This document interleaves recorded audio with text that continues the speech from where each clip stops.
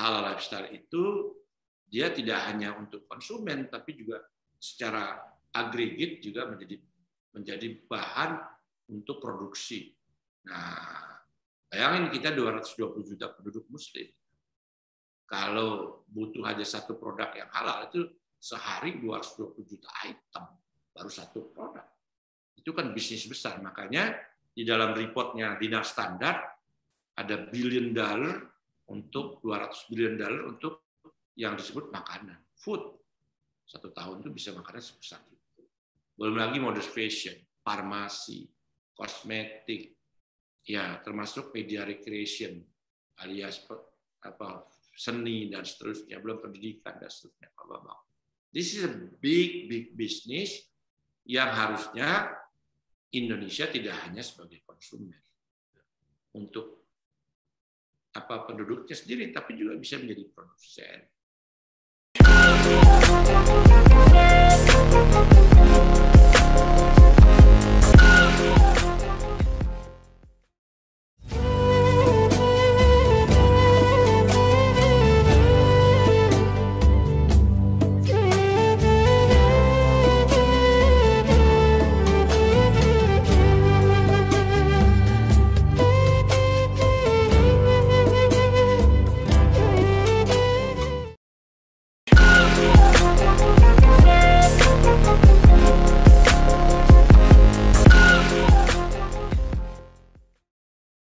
Assalamualaikum warahmatullahi wabarakatuh.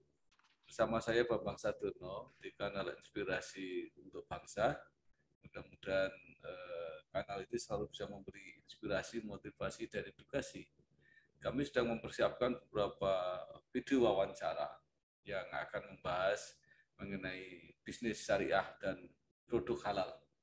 Mudah-mudahan ini memberi makna secara khusus dalam kita menjalani ibadah di bulan Ramadan ini. Saat ini saya sudah bersama dengan Bapak Profesor Dr. Haji Sabta Nirwandar, Sarjana Ekonomi. Beliau adalah Chairman Indonesia Halal Lifestyle Center. Apa kabar Pak Sabta? Baik, Pak Sabta Nirwandar ini adalah lahir di Lampung 13 Mei 1954, pernah menjadi Wakil Menteri Pariwisata dan Ekonomi Kreatif 2011 sampai 2014. Beliau adalah lulusan S1 Fakultas Ekonomi Universitas Padjadjaran, pasca sarjana dan doktornya dari Universitas Sorbonne di Prancis. Pak Sabta mungkin bisa cerita. Agak panjang sedikit nggak apa-apa. Mulai dari kuliah di Unpad, kemudian di Prancis, berkarir di lembaga kementerian. Saya lihat pindah-pindah di berbagai kementerian. Terakhir sebagai Wakil Menteri Pariwisata dan sekarang mendirikan Indonesia Halal Lifestyle Center. Silakan Pak. Baik Pak Bambang. Jadi memang itulah perjalanan hidup, ya kan. Nah, dan bagus juga untuk mungkin di-share, siapa tahu bisa memberikan manfaat, lagi di bulan Ramadan ini yang penuh berkah. Mudah-mudahan kita diberkahi, termasuk juga Pak Bambang dan teman-teman yang menyaksikan acara atau inspirasi bangsa. Ya. Kan? Jadi memang setelah saya lulus SMA, sebetulnya kebetulan saya kan tadi lahir di Bandar Lampung, Tanjung Karang kalau dulu. Nah itu saya SMA cuma kelas 1 di Lampung itu, Pak Bambang. Terus ibu saya dan ayah bilang, kalau kamu di Lampung nggak maju banyak sekolahnya nih, kenapa? Terlalu banyak pergaulan. Sehingga akhirnya saya dipindah ke Yogyakarta. Nah ke SMA 6 Yogyakarta. Ya, tapi hebatnya itu waktu itu saya istilahnya di challenge lah. Tantang. Saya pergi sendiri, cari sekolah sendiri di sana. Akhirnya ketemu SMA 6 Jogja. Nah sebetulnya pada waktu sebelumnya ayah saya pernah sekolah juga di sekitar Jogja juga waktu dia di universitas. Jadi waktu saya masih kecil di tahun 60-an. Nah, terus dia balik, sekarang saya SMA balik lagi di situ. Nggak apa-apa. Setelah selesai di SMA 6, wah, saya pikir kemana nih?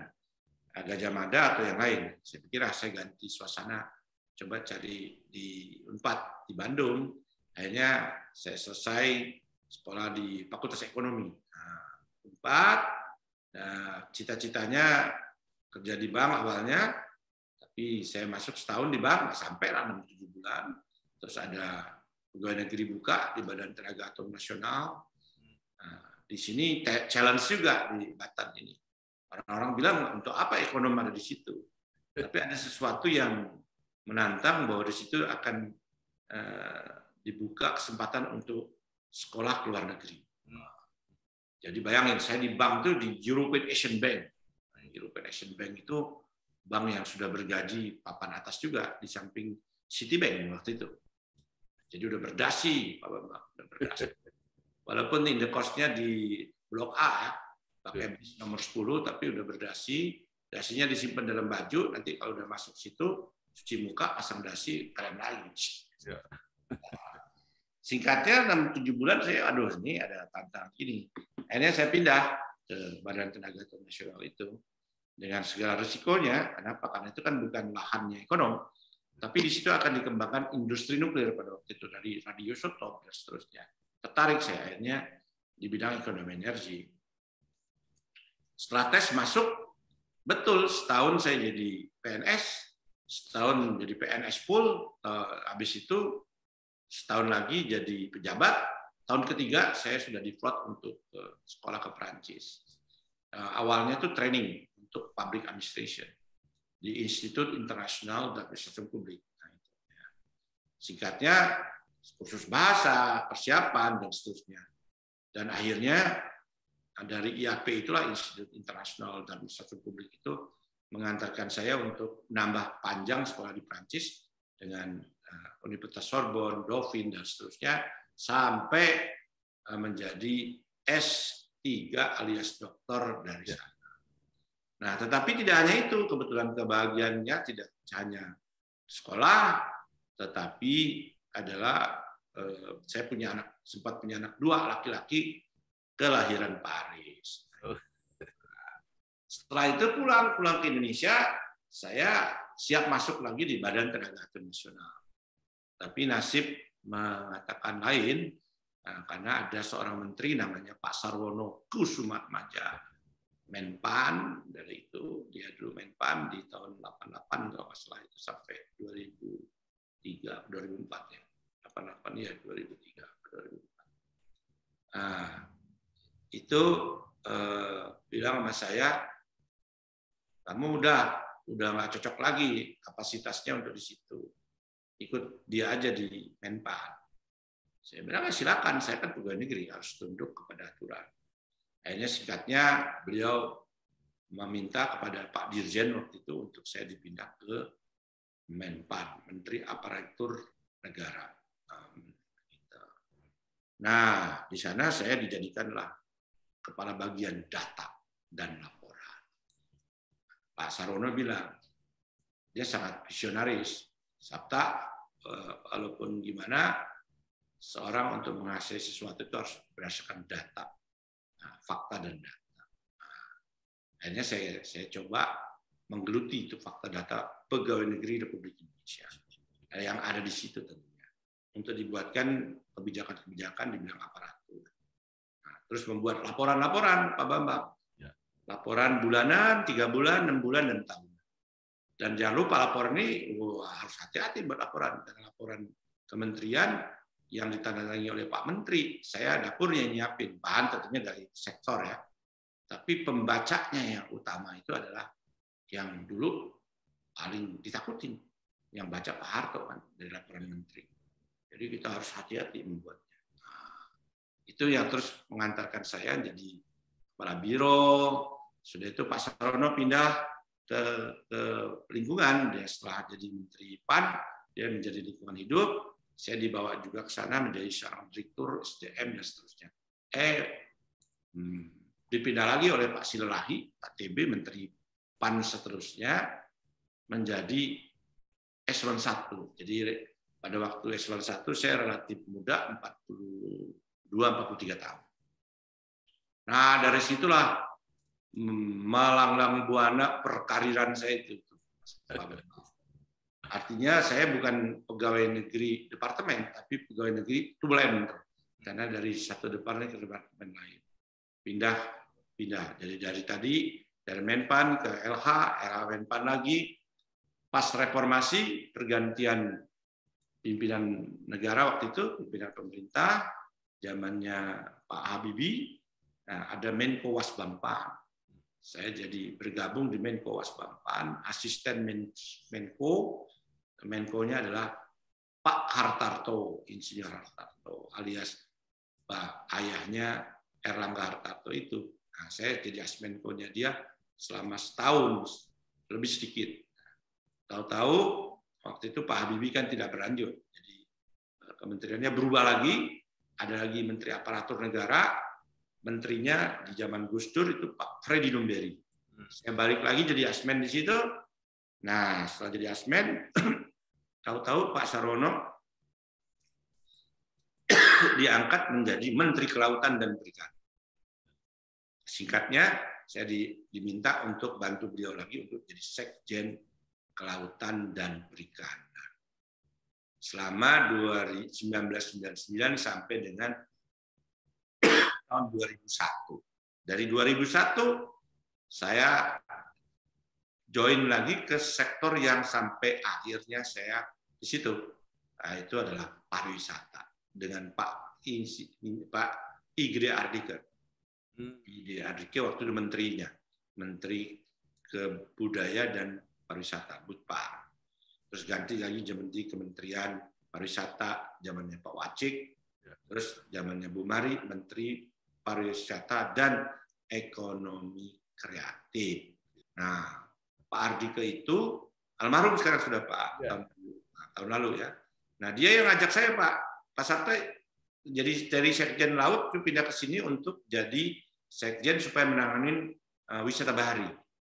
Nah, kebetulan saya kenal karena dia itu ada alumni Prancisnya sedikit. Dia dari Swiss, Pak. Jadi dia berbahasa Prancis juga. Nah, dari sana saya terus dia berganti dengan Pak Wacik, saya tetap Sekjen. Setelah itu berganti lagi dengan Bu Mari Eka Pangestu. Di situ saya jadi Wakil Menteri di tahun 2011 sampai 2014 sampai pensiun, Pak, di situ. Nah, apa korelasinya ada di situ tiga itu? Kebetulan yang tiga itu kan ada Pak Ardike tentunya Hindu, Pak Wacik juga Hindu, Pak Bu Mari itu Katolik atau Kristen, ya. Nah, jadi kalau soal-soal yang berkaitan dengan dunia Islam, apa mewakili, itu selalu diskusi Sekjen, saya menghadiri. Jadi saya sering banget pertemuan OKI, OIC, pertemuan di Dubai, dan seterusnya. Saya belajar di situ banyak tentang ternyata ekonomi syariah, industri halal itu juga prospek gitu ya. Nah, di situ saya pelajari pas saya itu saya dorong juga untuk beberapa kali ada kerjasama di OIC untuk halal tourism yang dulu lebih dikenal dengan wisata syariah, bahkan sekarang ada lagi yang nyebutnya Muslim friendly tourism dan seterusnya. Nah, ini yang akhirnya saya tertarik untuk mengembangkannya gitu. Nah, pada waktu masih dinas juga saya kembangkan dengan mengadakan pertemuan di OIC di Indonesia dan seterusnya, dan termasuk dengan Malaysia. Ini sangat prospek karena apa? Karena dari segi ekonomi memang cukup besar ya, dengan 1,8 miliar penduduk Muslim, juga kelas menengah juga banyak, ditambah juga negara-negara OIC juga cukup kaya dari GDP dan juga dari income per kapitanya. Itu Pak Bambang sekedar wilayah singkat, saya itu memang pegawai di beberapa kementerian. Gitu.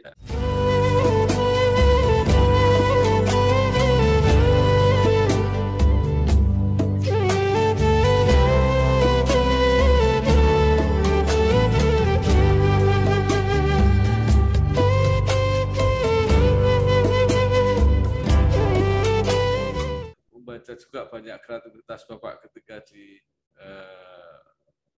Kementerian Pariwisata dan Ekonomi Kreatif. Tapi yang mungkin mau bisa diceritakan itu bagaimana awal mula ada gagasan untuk membentuk ini Pak, Indonesia Halal Lifestyle Center ini.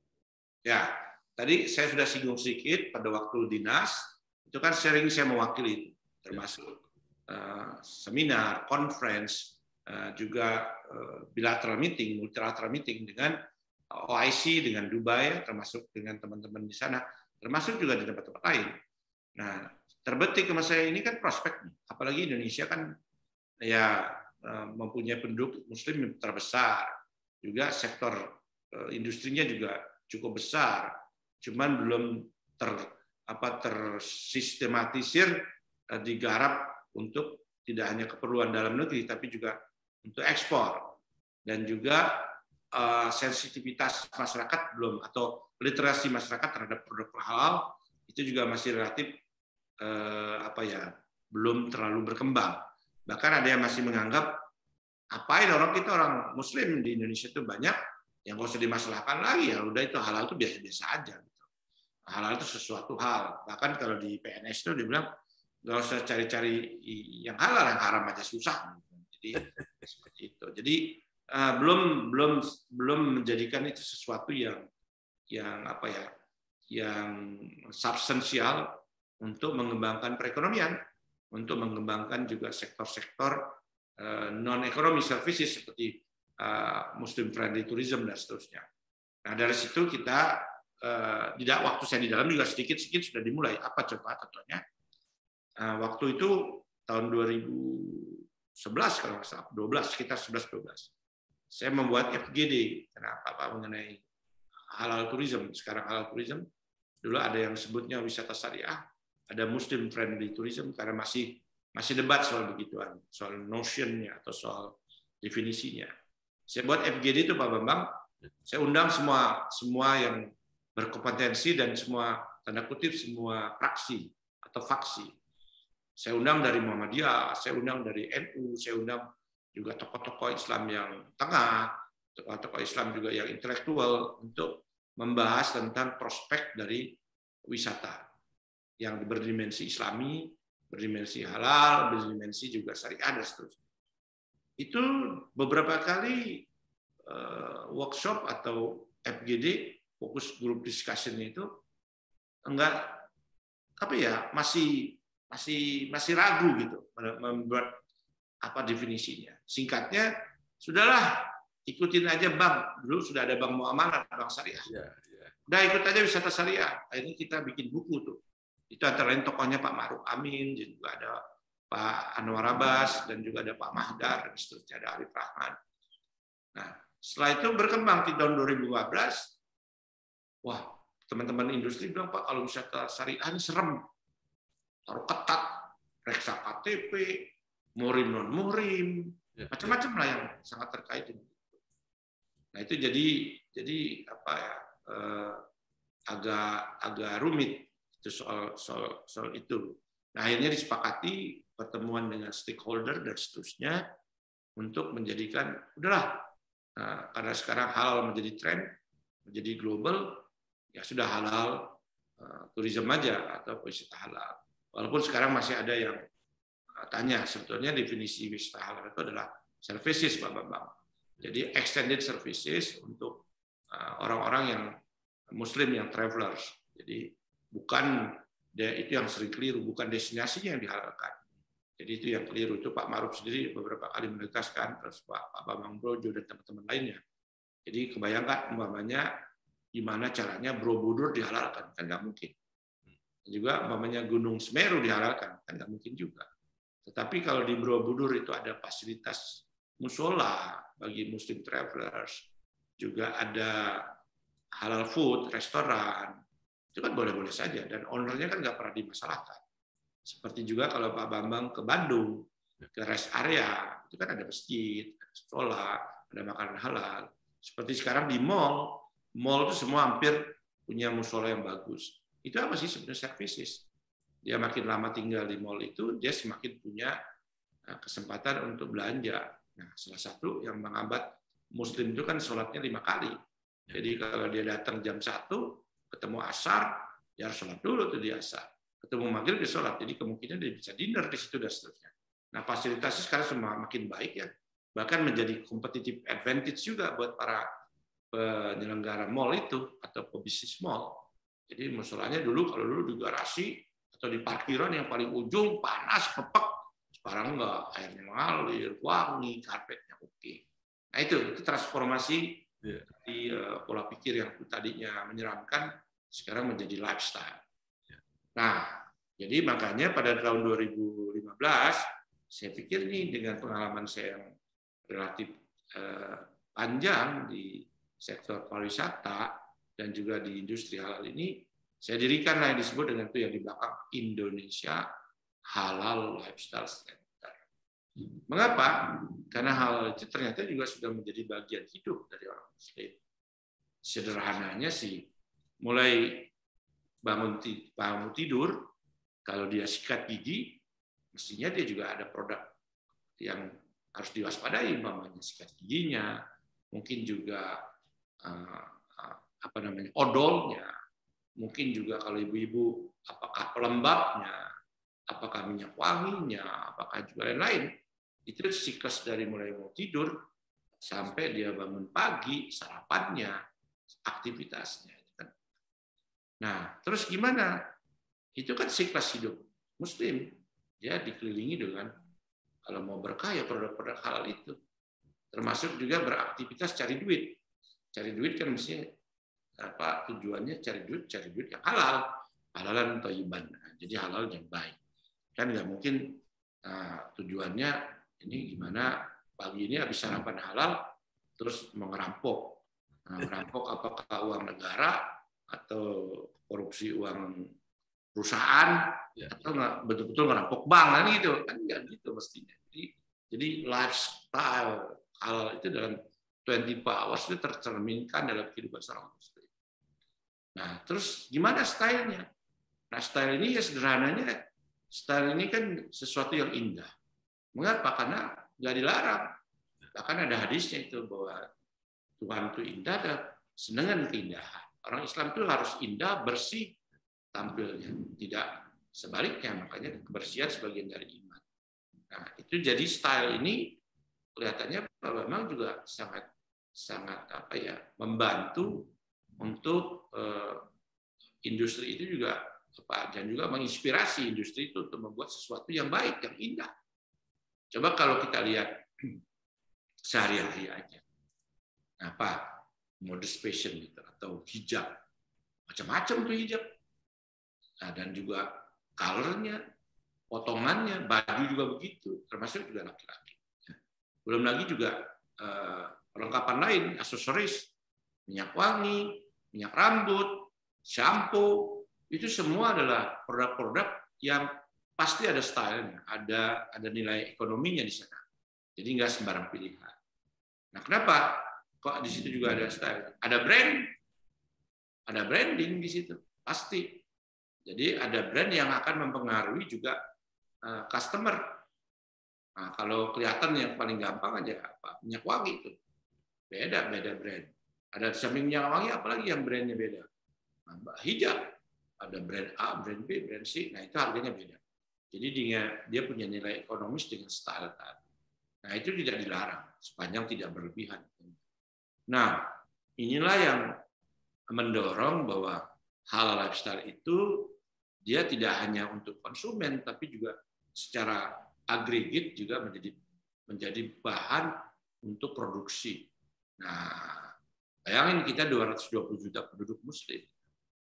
Kalau butuh aja satu produk yang halal itu sehari 220 juta item baru satu produk.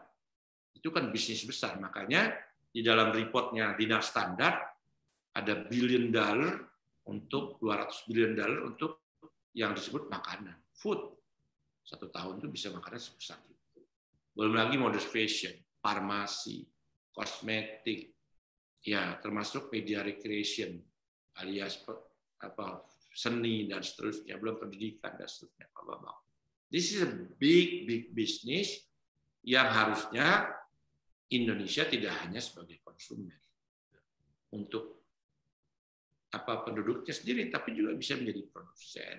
Nah, inilah concern-nya pemerintah merubah Pak Jokowi ini dengan lembaganya, dengan Bapak Wakil Presiden sebagai ketua hariannya, Bu Menteri itu sebagai sekretaris jenderal atau eksekutif sekretarinya gitu.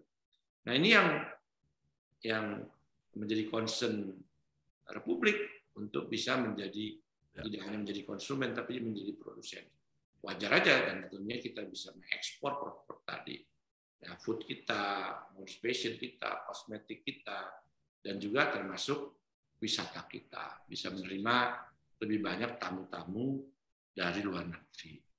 Nah ini adalah ekonomi sekarang yang sedang berkembang, yang kita sebut dengan halal industry.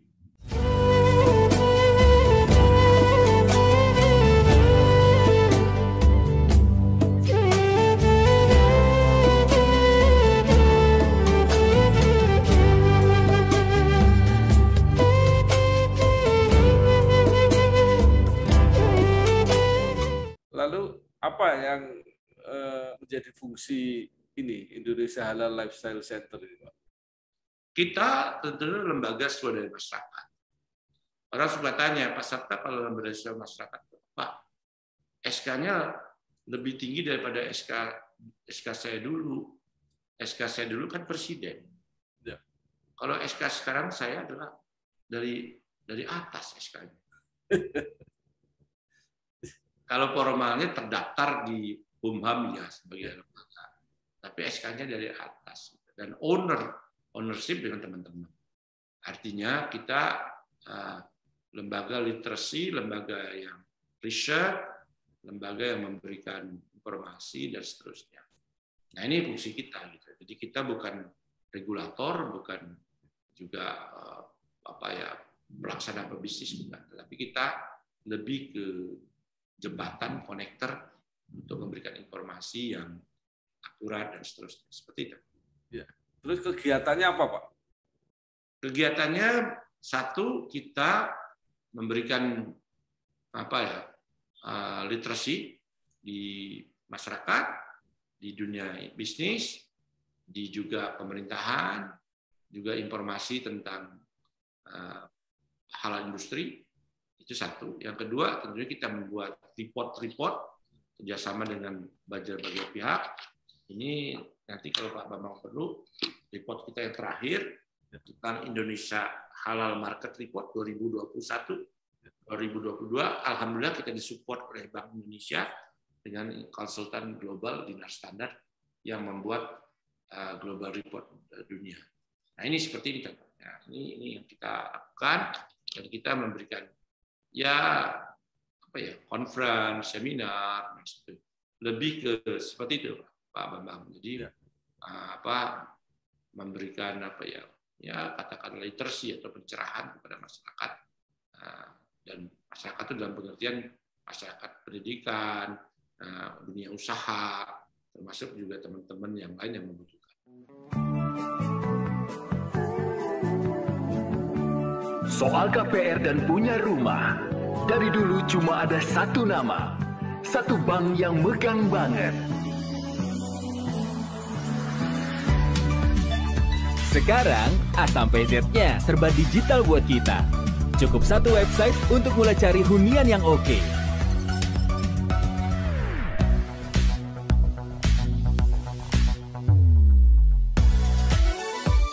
Lagi sesibuk apapun, cukup satu fitur ngajuin KPR online.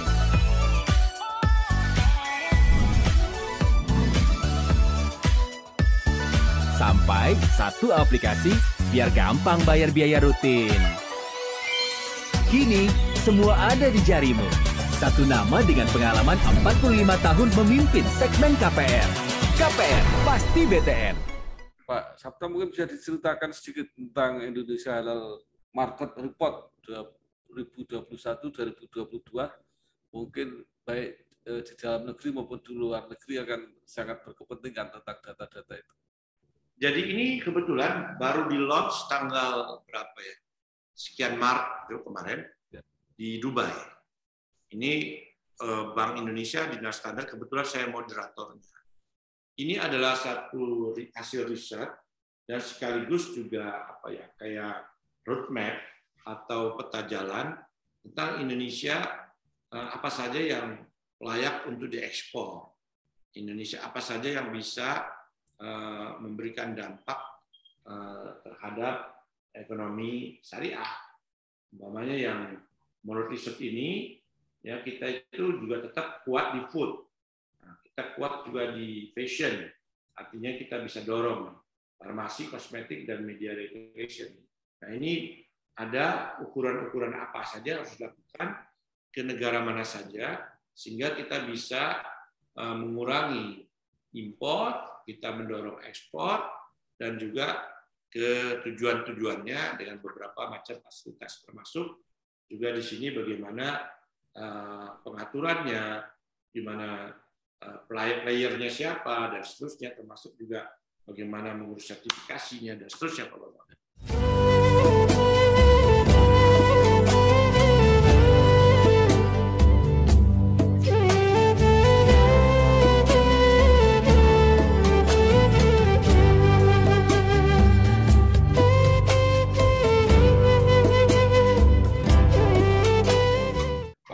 Supaya memberi motivasi atau optimisme gitu.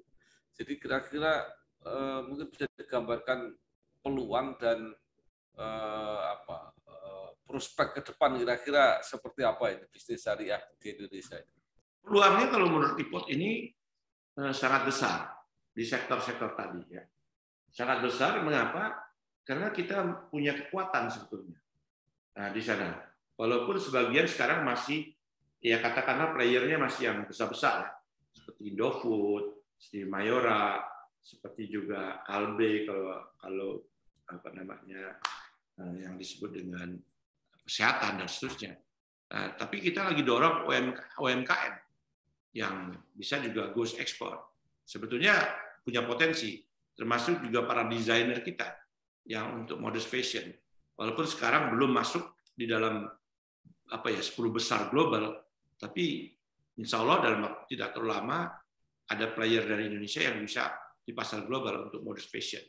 Untuk kosmetik umpamanya, kita juga sudah cukup maju kan. Seperti Wardah itu kan sudah termasuk pasarnya besar di nasional.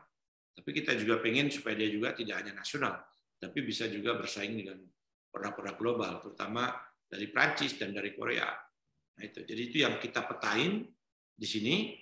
Ya, kemungkinan itu yang besar-besar, ada juga yang UMKM. Bahkan kita pernah dulu menjadi konektor untuk umpamanya Saudi itu juga perlu makanan-makanan Indonesia. Korea juga perlu ada snack Indonesia. Bahkan juga Pakistan, kita bisa exchange dengan Pakistan, dia juga gede produknya, umpamanya untuk produk-produk halal kita. Nah itu Pak. Jadi kita tuh sebetulnya cukup banyak ya produk halal, termasuk sekarang itu produk olahan gitu. Itu yang kelihatan ya. Tapi yang sudah mendunia global itu Indomie, Indofood itu sudah. Bahkan Kopiko juga udah termasuk juga global.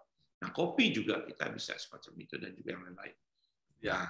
Nah, ini yang di buku report ini dipetakan dengan sederhana, simple, tetapi bisa terlihat kira-kira apa aja sih peluangnya, dan juga kemana dan apa-apa yang perlu dipersiapkan sehingga bisa paling tidak bisa menjadi petunjuk gitu, atau bisa menjadi referensi gitu. Jadi namanya peta jalan kan seperti sekarang kita bisa pakai Waze, mau ke Pak Bambang diklik Waze, oh jalan sini kan peta jalan namanya. Nah ini juga seperti itu. Nah, kalau mudah-mudahan nggak nyasar kalau pakai gitu, tapi bisa aja nyasar kalau kebetulan supirnya nggak bisa baca petanya. Bu, pinjam mobil. Boleh, tapi nanti anterin ibu arisan dulu sama isin pulsa. Transferin buat bayar arisan, terus nanti ambilin cash juga. Pinjam mobil sekali, nantinya banyak. Makanya perbanyak transaksi, kumpulkan poin, lalu tukar dengan kupon undian di BNI Mobile Banking dan menangkan hadiahnya. Gak pakai nanti.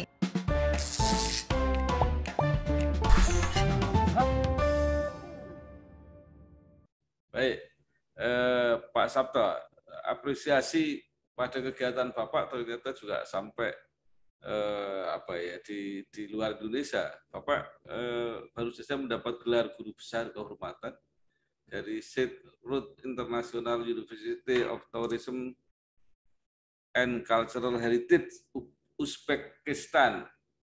Bisa diceritakan, Pak? Oh ya, ini satu apa ya? Kalau mau saya sebut berkah, satu berkah dan anugerah. Jadi sebelumnya itu di tahun 2014, Pak Bambang, saya itu mewakili Indonesia menjadi chairman dari Executive Council UNWTO. Jadi pertemuan negara-negara anggota UNWTO, United Nations World Tourism Organization. Kebetulan diselenggarakannya di Samarkand, 2014, persis sebelum pensiun. Jadi 4-5 bulan sebelum pensiun.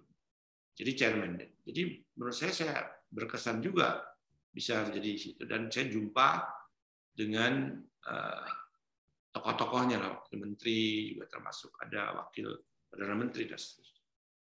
Yang menarik di situ adalah apa? Pada waktu bincang-bincang pariwisata global udah biasa lah. Tapi sebagai putra Indonesia saya tertegun dan terharu juga. Dia bilang apa? Sebetulnya Indonesia itu punya peran penting di negara ini, Uzbekistan ini. Saya bilang apa, Pak Menteri? Yang menemukan makam Imam Al-Bukhari itu, yang sekarang menjadi museum, menjadi masjid besar di Samarkand, itu adalah your president, Bung Karno. Di tahun 56 itu Bung Karno sudah minta kepada Khrushchev untuk agar menemukan itu, walaupun Khrushchev bingung. Ada videonya menarik banget.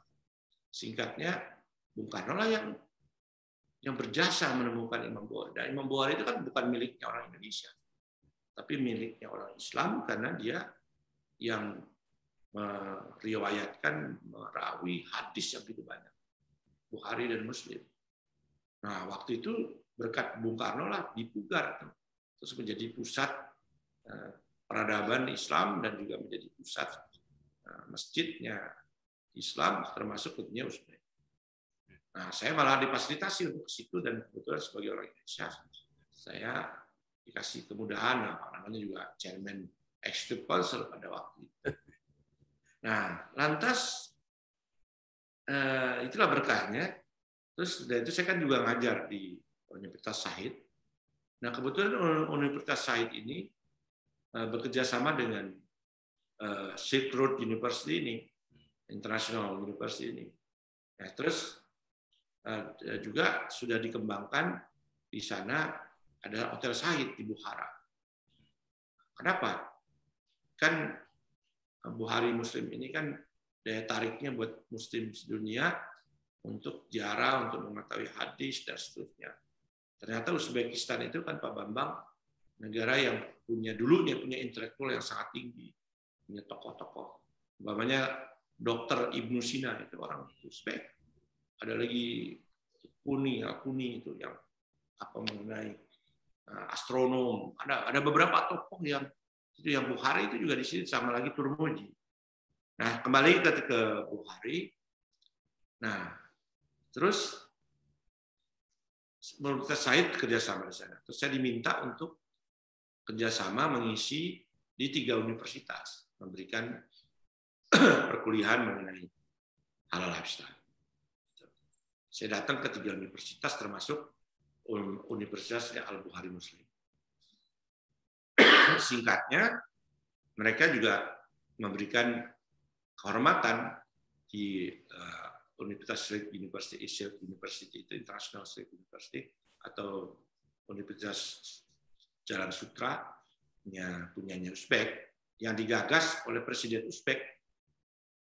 Hebatnya lagi, koinsidennya Pak Bambang, universitas itu digagas setelah si presiden ini, dulunya belum presiden, adalah peserta konferensi WTO di Bali tahun 93. Bayangin, itu kan kalau nggak ada dari campur tangan jari langit, ya kayaknya maksudnya akal. Saya dapat kehormatan, dikasih dengan gelar profesor kehormatan, karena ya saya udah bergerak di bidang pariwisata yang cukup lama oleh wakil rektor yang kebetulan dari Harvard dan juga dari Oxford University yang dari situ. Nah, sekarang kita mulai kerjasama dengan mereka. Kemarin terakhir bikin webinar untuk halal food, dan juga nanti akan ada webinar tentang Bukhari Muslim, dan juga ada kunjungan dari TVRI dan seterusnya ke sana untuk mengangkat hubungan bilateral nih.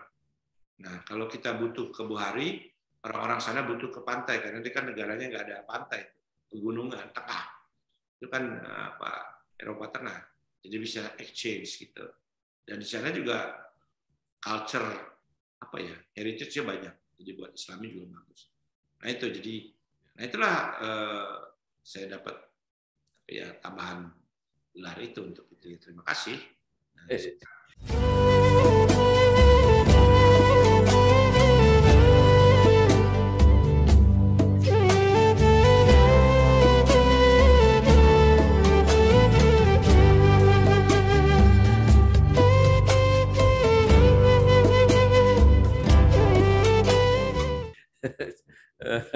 Jadi Prof. Sapta, kalau tidak salah IHLC ini juga bekerja sama mendirikan sekolah bisnis untuk industri halal dengan IPB. Nah itu seperti apa sampai sekarang? Nah ini sebetulnya kalau mau jujur belum penuh terlaksana. Karena gini, ada perbedaan nomenklatur yang agak berbeda ya. Jadi dari kami IHLC itu kepinginnya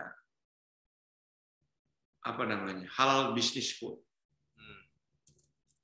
Kalau ada Harvard Business School, ada London Business School, kenapa tidak kita bikin halal business school? Nah kendalanya ini aturannya nih. Itu harus ada prodi, ada macam-macam yang terkait, itu tidak bisa serta-merta membuat judul itu.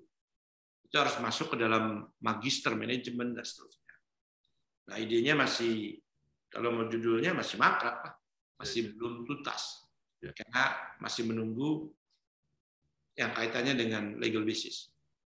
Kalau saya branding sebetulnya. Umpamanya Pak Bambang keren kan, umpamanya kita menjadi halal business school, halal business international, halal business school. Jadi yang belajar tentang bisnis halal, industri halal, tidak hanya dari Indonesia. Jadi yang belajar bisa dari Uzbek lah tadi, bisa yang belajar dari Thailand, bisa belajar dari Malaysia, di mana-mana. Toh kita punya guru-guru, kita punya industri besar untuk bisa menampung mereka. Nah, itu. Jadi kenapa di Harvard juga ada economic school, tapi kan lebih ke theoretical, lebih ke makro mungkin, lebih ke cakupan yang lebih besar. Kalau ini kan doing business, gimana bikin bisnis halal? Makanya halal business school. Ada beberapa sih yang minta juga untuk bikin aja begitu, tapi ya mana legal business? Itu yang agak lama di kita. Jadi kita tuh selalu menggunakan nomenklatur lama. Kayak saya di Fakultas Ekonomi lumayan dulu. Fakultas Ekonomi zaman saya Pak Bambang itu jurusannya umum. Saya bilang kalau umum tuh masuk di mana-mana, tapi juga bisa tidak masuk di mana-mana. Gitu. Kayak kunci Inggris. Nah, tapi saya nggak pernah masuk ke sesuatu item yang ngetren gitu. Mestinya kan halal business school lagi ngetren. Nah, mestinya begitu. Kalau ada business school, London Business School, keren. Nah, seperti nah, ini yang sedang kita dorong terus. Mudah-mudahan bisa terlaksana. Karena Livin bisa begini, bisa dapat hadiah itu. Transaksinya begini, hadiahnya begitu. Transaksinya begini, hadiahnya begitu. Prof. Sapta ini kan pernah menjadi ketua alumni Universitas Padjadjaran. Betul. Itu apa kesan-kesannya waktu itu? Oh iya, kebetulan saya itu kan dari mahasiswa itu udah lumayan aktif. Sampai sekarang tuh saya belum dipecat-pecat itu Pak Bambang sebagai ketua angkatan ekonomi Fakultas Ekonomi 74 tahun 74. Saya masuknya tahun 74. Jadi udah hampir 50 tahun tuh bareng-bareng. Jadi saya ketua angkatan. Isinya apa? Guyup aja, jalan-jalan, makan-makan dan seterusnya itu dengan teman-teman satu angkatan. Yang sekarang sudah ya hampir 70 semua. Pada 67, 68. Nenek-nenek, maka kakek-kakek semua. Tapi yang lucu juga ada sesuatu yang menggugah apa tuh? katanya kita ini makin lama bukan makin tambah, makin berkurang gitu. Iya juga sebenarnya, ini kita semua lagi nunggu giliran 1, giliran 2, giliran 3 gitu. Tapi tetap guyup Pak. Jadi kita ketua angkatan. Dan seterusnya saya juga pernah jadi MPPM, Majelis Perwakilan Mahasiswa, terus juga Dewan Mahasiswa, terus terakhir sebelum jadi ketua alumni 4 tahun kalau nggak salah itu, juga jadi Majelis Wali Amanah saya Unpad. Lengkap jadi saya di Unpad itu. Jadi Majelis Wali Amanah selama 2 tahun. Yang angkat rektor yang sekarang itu zaman saya itu, rektor Ibu Rina ini. Jadi itu ini. Nah, kesannya apa? Ya ini apa ya? Gaul, persaudaraan, gaul. Jadi kalau itu kan kangkung namanya akang gitu, teteh, nah itu di situ pergaulan. Dan menarik juga, dan Bandung terutama Unpad ini kan juga orangnya humoris kan, canda gitu, beroi. Jadi senang juga gitu, dan connecting dengan teman-teman Unpad yang berbagai fakultas, ada kedokteran, ada macam-macam, ada psikologi, ada komunikasi, ada hukum dan seterusnya. Jadi ini juga menambah gairah kita dalam berorganisasi. Menurut saya itu.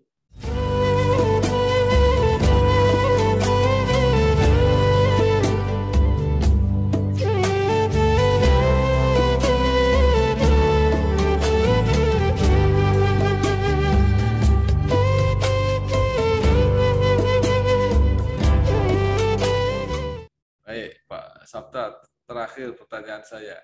Ya. Mungkin Bapak ada saran atau harapan baik kepada pemerintah, kepada masyarakat, pada pelaku bisnis, bagaimana supaya bisnis halal ini bisa berkembang sesuai dengan potensi yang dipunyai oleh Indonesia.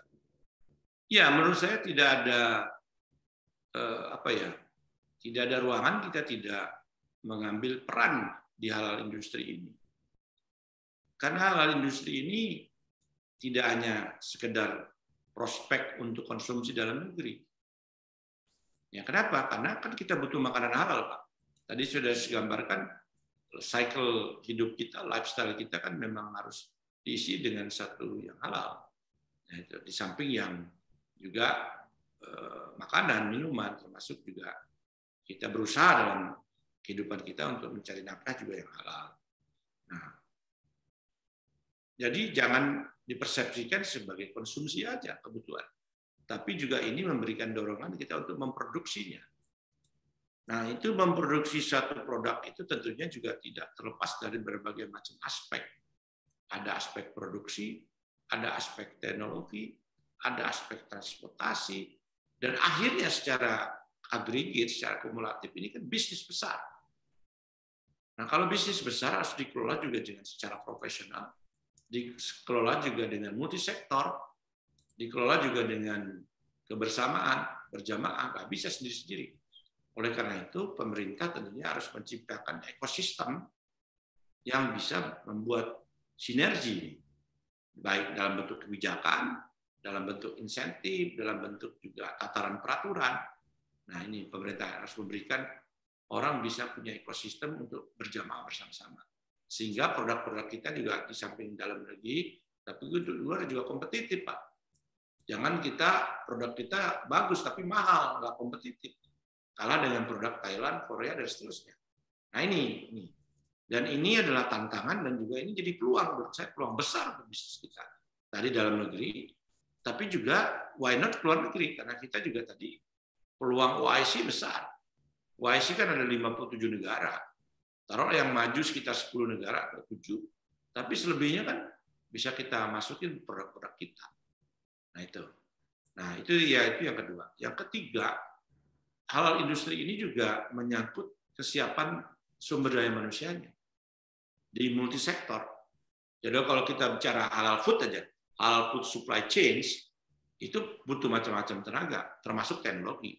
Kayak traceability, ada halal scan-nya, ada biochemical-nya, ada macam-macam di situ, termasuk juga kita untuk mengetahui enzimnya, dan seterusnya itu kan termasuk. Belum lagi masuk marketingnya sekarang online, offline, packaging dan seterusnya. Jadi ini sesuatu yang perlu dipersiapkan dalam bentuk yang lebih sistematis SDM-nya. Termasuk juga tadi kita udah singgung Pak Bambang. How we make it a business. Kita gimana membuat jadi bisnis.